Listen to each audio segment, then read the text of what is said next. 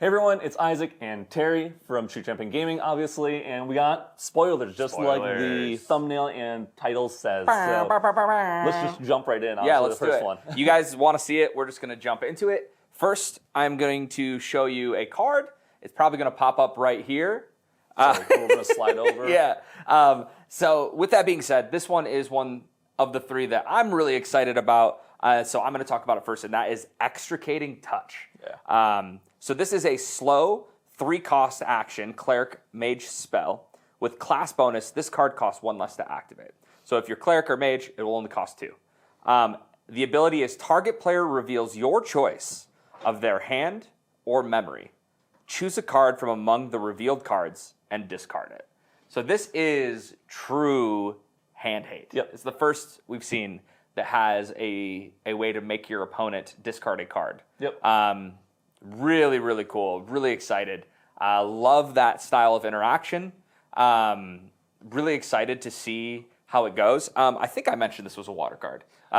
If I didn't, this is a water card. You'll see it up on screen. Yeah. So that is probably the only thing that I'm a little not necessarily worried about, but I was like, is the fact that it is a water card. With water being as powerful as it has been here in the meta the last couple of months, a card like this kind of just fits right into a lot of what those decks are already trying to do. If only it had floating memory. You know?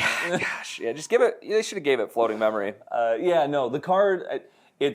We've seen Gwaine was one of them before, and Fractal of Intrusion. Yep, those are the great. first two that we've seen that did something similar. This one you get to pick directly from hand. Yeah. Big deal, because when you're going for a lethal turn or kill turn or whatever, you can play this first, as long as you have enough influence, and pick the card out of their hand that's going to cause you the most trouble. Yeah. And if you look and you see there's nothing there, then you just go off, and you can go for lethal. So information, even if we just get eventually a card that says look at your opponent's hand, is huge. This one you get to look and get a card from there. Yeah. And it is like a 1-for-1, right? You get to take something from them. You obviously have to pay 1 card, but as a lot of decks today have a lot of combo finishes, and this is an incredibly powerful proactive card for combo decks to be able to see or force your opponent to go, protection down. Yeah. Like, oh crap, if they got it, right? Yep. So really, really cool card. Excited to see what it does moving into the new metagame. Yeah. Next card, we'll jump right in, is Sword Saint of Eveswind. Eveswind? I'm going to say Eveswind. I'm going to say Eveswind. Which is a 2-cost wind, 1/2 ally warrior human with class bonus on enter. If Sword Saint of Eveswind entered from banishment, put 2 buff counters on it. So it's a 2-drop 1/2, which is below average stats. But if it basically is suppressed, is the best way I can think. I don't think we're going to have it. Doesn't look like we have any way to just grab a card back from our banishment yet for just like warrior or anything or in-wind yet. But if we do get that, that would also be another thing eventually in the future. But mostly this is going to be you suppress it to save it, or mainly just that. I can't really think of any other cases where that comes into play, and it'll come back into play and it'll become a 3/4 in stats, which is obviously really good for 2. Yeah. So saving this card in general is going to be worth it for you because you're going to get more value out of it later on. So. Yeah, and we'll see, as more and more cards get spoiled, if there is more interaction with finding ways to get this to enter from banishment, or even easier ways to suppress it other than a 6-card combo with Zephyr or something along those lines, because this is a warrior card.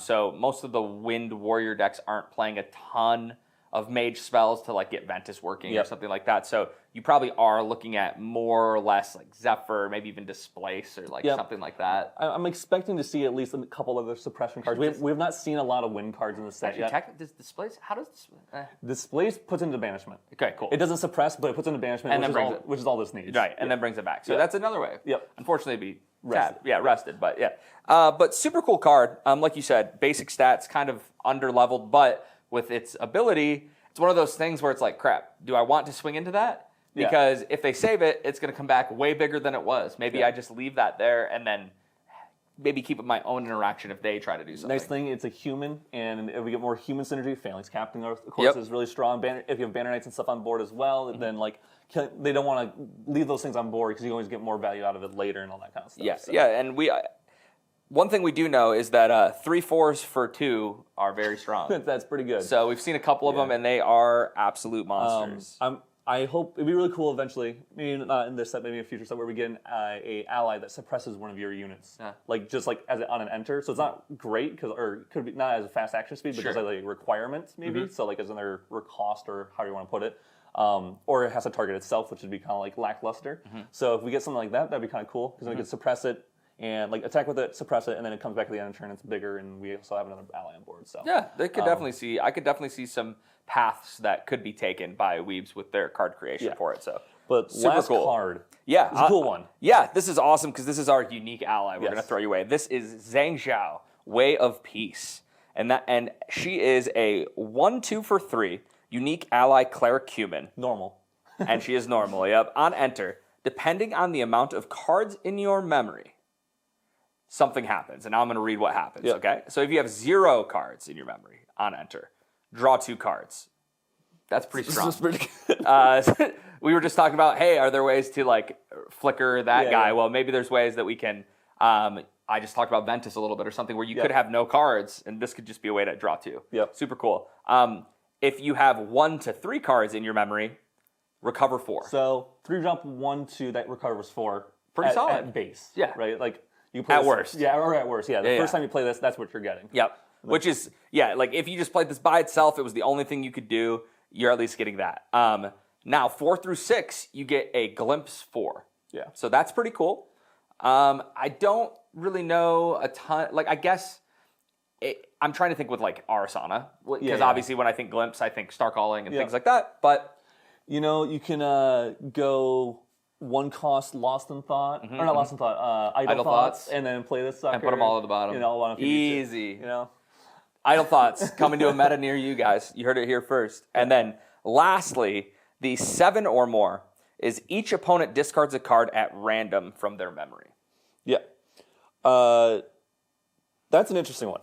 Yeah. Obviously, they did each opponent, so, you know, it's when they start doing, 4v, pods. Yeah, if we ever have a, GA commander. Basically. Yeah. It's funny that they worded it that way. But discard a card at random from the memory can be good. You're minusing 1, we're minus 1. We're just talking about that with the first card we're talking about. I forgot the name of it already. Extricating Touch. Yeah. And there could be ways to potentially abuse this effect. Right, and balancing. And so the whole point is it's a repeatable effect. Yep. Now, having 7 cards in memory, that's quite a bit. It means you're playing like a 4 cost and then this, which means you had 9 cards in hand. Yeah. That's quite a bit. Yeah. Yeah. Obviously, the last one and the first one are the strongest, the 0 cost and the 7, but they're also the hardest to do. Yeah. Ways to do this 0 cost one that makes it a lot easier, though, fractals. Sure. And suppression in general, where you suppress in your recollection or something like that, or their end step, and it comes back at the beginning of your end step when you haven't played anything. You just get to draw 2 cards. Sure. So we can see ways where that could occur pretty easily, honestly. Yeah. And the 7+, I guess the one cool thing about the wording there is that it doesn't target. Not that that has come up yet. So, like, we haven't had Player Shroud. Yeah, like ways to stop yourself from being targeted by abilities. Yeah. This would stop that. I guess Omni Shroud is a new keyword that we're starting to learn a little bit. Omni Shroud, it's protection from spells, abilities. Yeah, I think it's actions? something like that. Or I'll say attacks. Attacks, spells, and abilities. But I don't know if we remember if it says actions or not. Yeah, I don't know. I have to check on that one. Yeah, but even I'll put Omni Shroud up on the screen here. Yeah. Even so, really cool card. A lot of utility in one card. And it's another unique ally. We're seeing a lot of unique allies. Yes. And we have seen some spoilers already that kind of hinted towards some norm stuff. So I don't know, man. Some norm, full norm deck. Yeah. I'm ready for it. It might be time.